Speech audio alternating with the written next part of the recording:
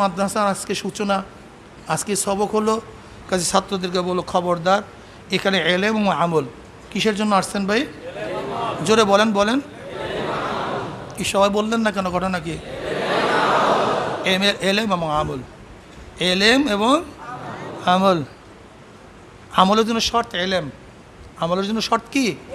এলেম ব্যতীত আমল করা যায় না। এর জন্য আমরা এলেম অর্জন করার জন্য এখানে আসছি। আপনি যদি আমল বাদ না, তো এলেম অর্জন করার ফায়দাটা কি আমাকে বলেন? মাকসাদ কি? আমল। মাকসাদ হইল আমল, আর তার উপাদান হলো এলেম। কাজ করার জন্য এলেম দরকার, এলেম ব্যতীত কাজ। কিন্তু উদ্দেশ্যটা কি? আমল করা। কিন্তু আপনি আমল বাদ দিচ্ছেন, এলেম অর্জন করছেন, এতে ফায়দাটা কি আমাকে বলেন? আমাকে বলেন। আমার মাকসাদ তৃষ্ণা মিটানো, ওসাইল কি? পানি। ওসাইল, কিন্তু আপনি পানি সামনে নিয়ে তারিফ করেন, প্রশংসা করেন, শ্রদ্ধা করেন, সম্মান করেন, কি নিয়ে ভাই? সেটা কি? ওসাইল। উদ্দেশ্য তৃষ্ণা মেটানো। এখন আপনার পানিকে শ্রদ্ধা সম্মান দাঁড়ায় যান, খাড়ায় যান, অমুক করেন, তমুক করেন, চুমা দেন, তো লাভটা কি বলেন? আরে পোকা, তুমি পানিকে যতই শ্রদ্ধা সম্মান ধারাও, অমুক করো, যতই কিছু ফজিলাত বয়ান করো না কেন, যতক্ষণ পান না করবা ততক্ষণ পর্যন্ত পানি তার কোনো ফায়দা হবে না। ঠিক এলেমের উদ্দেশ্য হলো আমল করা। এলেমের যত ফাজাইল বয়ান করো, আমল না করা পর্যন্ত এই এলেমের ফাজাইল বয়ান করলে কোনো লাভ হবে না। এক কথা বুঝাতে পারছি? এক কথা বুঝাতে পারছি? আমার উদ্দেশ্য ক্ষুধা নিবারণ করা। এখন তুমি কলার ফজিলাত বয়ান করতে আসো, দুধের ফজিলাত বয়ান করতেছো, ভিটামিন সি, ই, এ, বি, খাজি ফজিলাত বয়ান করতে আসো।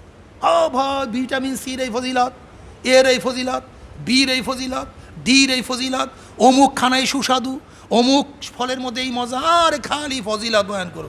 লেকিন কথা বলো না কেন? এ বোকা, এই ফজিলত বয়ান করে কোনো লাভ আছে? আমাকে বল বোকা।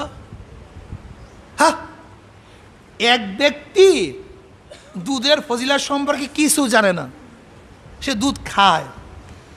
আর একজন ডক্টর দুধের মজুদ ফজিলত জানে, কিন্তু দুধ খায় না। কোন ব্যক্তি দামি বলেন তো? সবাই বলো। আর যে খায় না ও গাধা, শুধু বোঝা বহন করে কিন্তু তিনি স্বাদ, কথা বলে না কেন? শুধু কি বহন করে? শুধু সুস্বাদু খাদ্য বহন করে, সুস্বাদু, দুনিয়ার মধ্যে শ্রেষ্ঠ শ্রেষ্ঠ সুস্বাদু গাধা বহন করে। লেকিন গাধার মুখের মধ্যে কোনো কিছু যায় না। ঠিক তদ্রূপ আমরাও গাধার মতো এলেম বহন করিয়া বেড়াই, কিন্তু আমলের কাছেও হুম্মিল তাওরাত, এগুলো শুধু তাওরাত বহন করে। গাধারা তাওরাত থেকে কিছু এলেম মানে আমল অর্জন করে না। ঠিক আমরাও কেউ কেউ আসি শুধু এলেম এলেম এলেম এলেম এলেম এলেম, কিন্তু এই ফজিলাত বয়ান করছি, ঠিক একটা দিনও দুধ খাই না, একটা দিনও ভিটামিন সি খাই না, ই খাই না, বি খাই না, ডি খাই না। অথচ আমার বাঁচার জন্য, কথা বলো না কেন ভাই? ই, বি, সি দরকার ছিল কি ছিল না? না ফজিলাত বয়ান করলি তা তাহাজ্জুদ হাদিসে পড়বা কি? বলো কি পড়বাটা কি বলো তো আমাকে হাদিসে কি পড়বা? নামাজের কথা বলো না কেন? এশার নামাজের, রোজার, দানের, নফলের, তেলাওয়াতের, সুন্নাতের, ফরজের, আমি একটাও করলাম না। তুই গাদার চিনির বহন করার মতো না? হ্যাঁ, তুমি সব ফজিলাত পড়ছো, বললাম কি উজু কিভাবে করতে? এইভাবে করতে হয়। উজু ভাঙ্গার কারণে, উজু করার কারণে, মুস্তাহাবে, সুন্নাতে, ফরজে, ওয়াজিব, উজু করলা না। কি করলা না? বলো তো কি লাভটা কি আমাকে বলো? ঠিক আমাদের অবস্থা এরকম না? কি পড়বা কি তোমরা? পড়বা কি এখানে? এই হাদিস কোরআনে কি পড়বা আমাকে বলো, পড়বাটা কি? এই কাজ করলে এই সওয়াব, এই কাজ করলে এই তো মূল, এই কাজ করলে জান্নাত, এই কাজ করলে এই না মূল? এই যত কিছু পড়ো, এই যত কিছু পড়বা, শেষ কি? নতিজা কি? কথা বলো না কেন? এই কাজ করলে জান্নাত, এই কাজ করলে বাস, খালি পড়ো, আমল করিও না। খালি পড়তেই আসো, আমল করিও না। জান্নাত জাহান্নাম তোমার বাবার তো, আমার বাবার তো, আর তোমাদেরকে ঢুকাইয়া দেবো।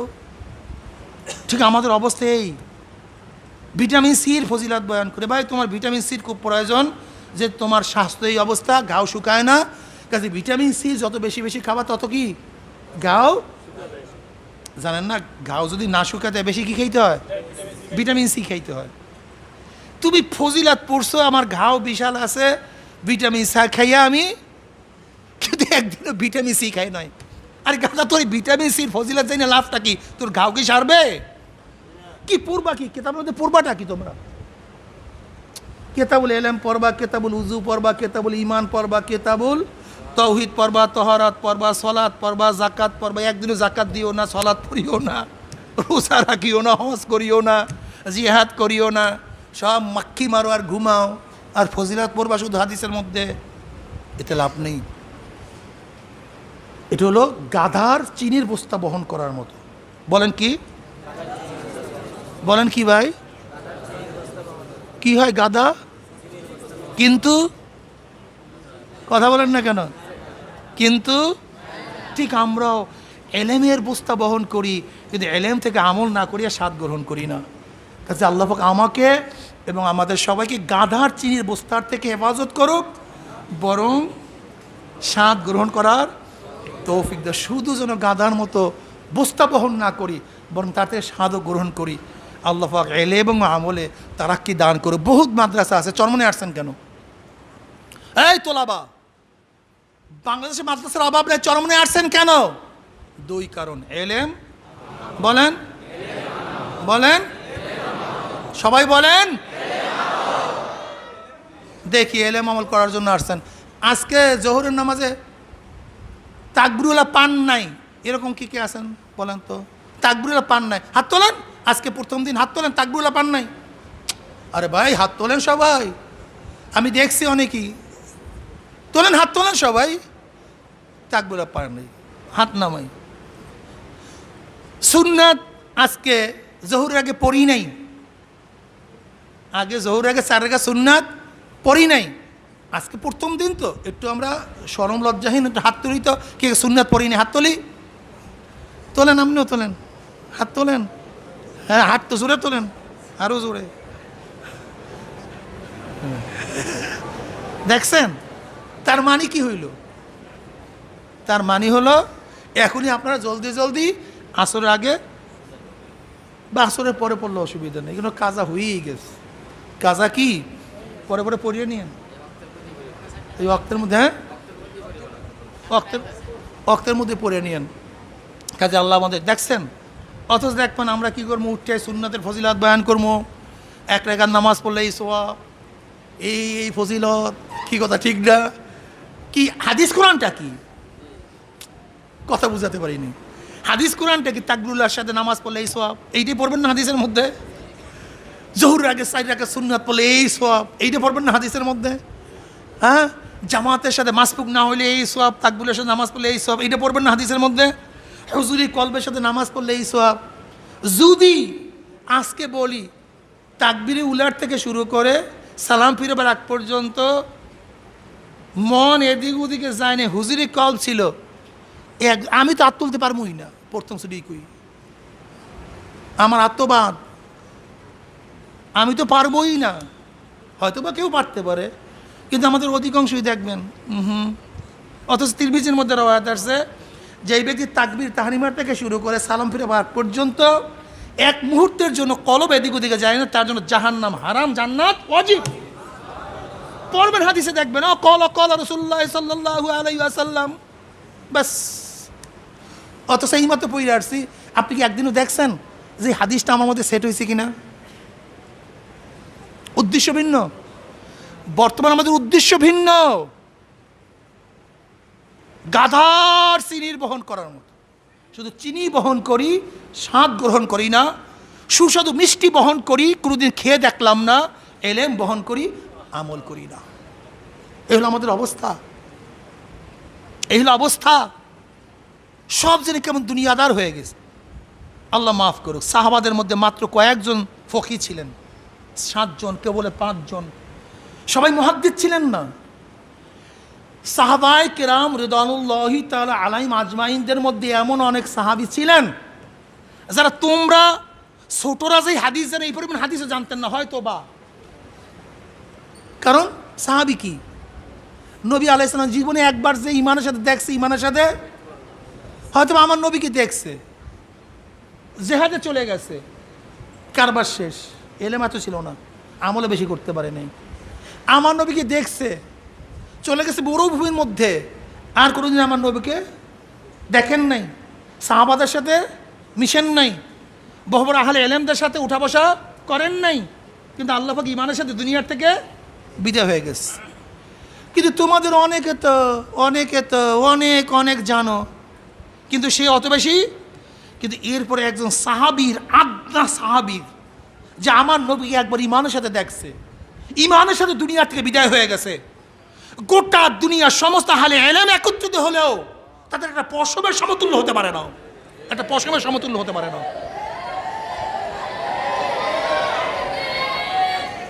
একটা পশমের সমতুল্য কারণটা কি? এই ফজিলাতের কারণটা কি? আমরা গাধার মতো, এদিকে খেয়াল দাও, আমরা কিসের মতো?